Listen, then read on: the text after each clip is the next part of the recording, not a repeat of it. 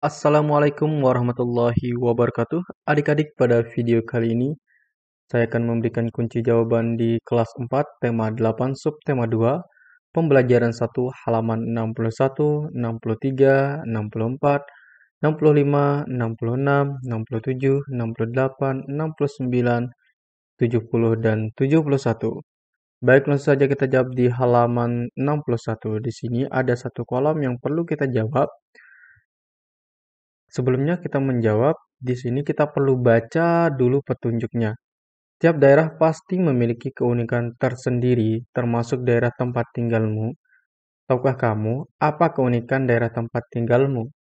Tuliskan keunikan daerah tempat tinggalmu dalam kolom berikut. Keunikan yang kamu tulis dapat berupa keunikan fisik, seperti sungai, gunung, sawah, dan bentuk rumah. Dapat juga berupa keunikan sosial budaya seperti adat istiadat, seni, dan bahasa. Nah, di sini kalian diminta untuk menuliskan keunikan yang ada di daerahmu. Ya, garis bawahi di daerah kamu. Jadi di sini sesuaikan dengan daerah tempat tinggalmu. Misalkan kalian tinggal di Jawa Tengah, maka kalian sesuaikan dengan keunikan di daerah Jawa Tengah. Nah, di sini saya hanya memberikan contoh jawaban untuk siswa yang tinggal di Yogyakarta. Seperti ini jawabannya. Ada keunikan tradisi sekaten, keunikan rumah adat joglo yang masih lestari, keunikan yang ketiga adalah kegiatan gotong royong, keunikan yang keempat kesenian kerawitan, kemudian yang kelima adalah kesenian tari. Berikutnya kita akan jawab di halaman 63. Ada dua pertanyaan di halaman 23 yang perlu kita jawab. Pertanyaan pertama adalah apa yang dimaksud dengan cerita fiksi? Jelaskan. Cerita fiksi adalah cerita rekaan atau khayalan yang dibuat oleh pengarang yang bertujuan sebagai hiburan. Jadi, cerita fiksi itu bukan merupakan cerita yang berdasarkan apa yang telah terjadi, tetapi cerita yang hanya dikarang oleh penulisnya. Jadi, itu hanya karangan dan tidak benar-benar terjadi. Pertanyaan kedua, sebutkan tokoh utama pada bacaan berjudul Roro Jonggrang di atas. Jawabannya, tokoh utama pada cerita berjudul Roro Jonggrang yaitu Roro Jonggrang dan Bandung Bondowoso. Berikutnya di halaman 64, soal nomor 3, sambungan dari halaman 63 tadi. Soalnya adalah sebutkan tokoh tambahan pada bacaan berjudul Roro Jonggrang di depan. Jawabannya, tokoh tambahan pada cerita berjudul Roro Jonggrang yaitu Bisumi, Paradayang, dan pasukan jin. Berikutnya di halaman 63, di sini kalian diminta untuk melakukan sebuah percobaan menendang bola dan menghentikan bola. Pertanyaan pertama, apa yang terjadi pada bola yang ditendang? Jelaskan. Ini di halaman 65 ya. Bola yang ditendang akan mengalami perubahan dari diam menjadi bergerak. Nah, akibat dari tendangan kita, bola yang semula diam, kemudian kita tendang, maka bola tersebut akan bergerak. Pertanyaan kedua, apa yang terjadi pada bola yang dihentikan? Jelaskan. Nah, dari bola yang bergerak, kemudian kita berusaha untuk menghentikannya, maka yang terjadi adalah bola yang dihentikan akan mengalami perubahan dari bergerak menjadi diam. Pertanyaan ketiga, kamu menggerakkan bola dengan gaya. Temanmu menghentikan gerakan bola dengan gaya. Kesimpulan apa yang kamu peroleh dari kegiatan ini? Kesimpulannya adalah gaya dapat mempengaruhi bola diam menjadi bergerak. Gaya juga dapat mempengaruhi bola bergerak menjadi diam. Berikutnya kita akan jawab di halaman 67. Di halaman 67 ada 3 kolom atau soal yang perlu kita jawab. Untuk soal yang pertama, apakah terdapat perubahan pada mobil mainan yang digerakkan dari lambat ke cepat? Jawabannya adalah iya.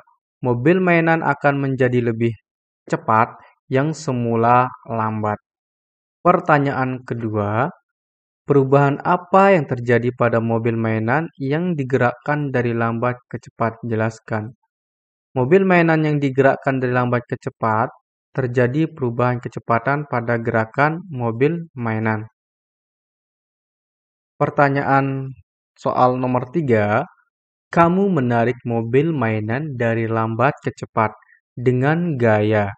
Apa kesimpulan yang kamu peroleh dari kegiatan ini?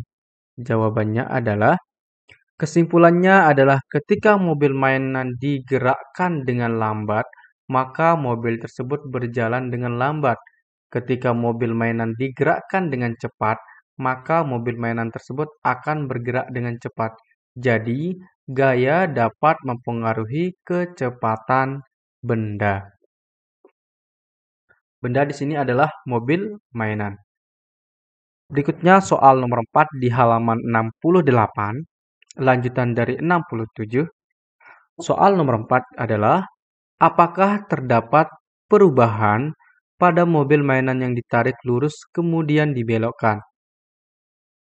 Jawabannya, ya. Mobil mainan tersebut akan berbelok dan berubah arahnya.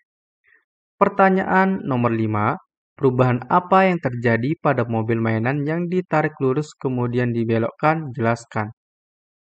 Mobil mainan yang digerakkan dari lurus lalu berbelok, terjadi perubahan arah pada gerakan mobil mainan. Soal nomor 6, kamu menarik mobil mainan dari lurus lalu berbelok dengan gaya. Apa kesimpulan yang kamu peroleh dari kegiatan ini? Jawabannya, kesimpulannya adalah ketika saya membelokkan mobil mainan, yang terjadi adalah mobil mainan berbelok. Ini berarti gaya dapat mempengaruhi arah gerak benda. Berikutnya kita akan menjawab di halaman 69. Kamu telah mengetahui beberapa macam pengaruh gaya terhadap gerakan benda. Sekarang, sebutkan contoh peristiwa yang menunjukkan gerakan benda akibat gaya. Oke, contoh yang pertama adalah bola yang awalnya diam akan bergerak ketika ditendang. Contoh kedua, besi yang awalnya diam jika didekatkan dengan magnet maka akan tertarik dan menempel pada magnet. Yang ketiga, biji karambol berubah arah ketika dipukul. Yang kelima, mobil berbelok setelah kemudi diputar ke kanan atau ke kiri. Yang kelima, kiper menepis bola yang diarahkan ke gawang. Halaman 70, ayo renungkan. Apa yang kamu pelajari dari kegiatan hari ini? Tuliskan dalam kotak di bawah ini. Hari ini saya telah belajar tentang teks fiksi Roro Jonggrang, gaya dan gerak. Gaya dapat mempengaruhi gerak benda. Itu yang kita pelajari di pembelajaran ini. Kemudian yang kedua, materi apa yang sudah kamu pahami dengan baik? Jelaskan.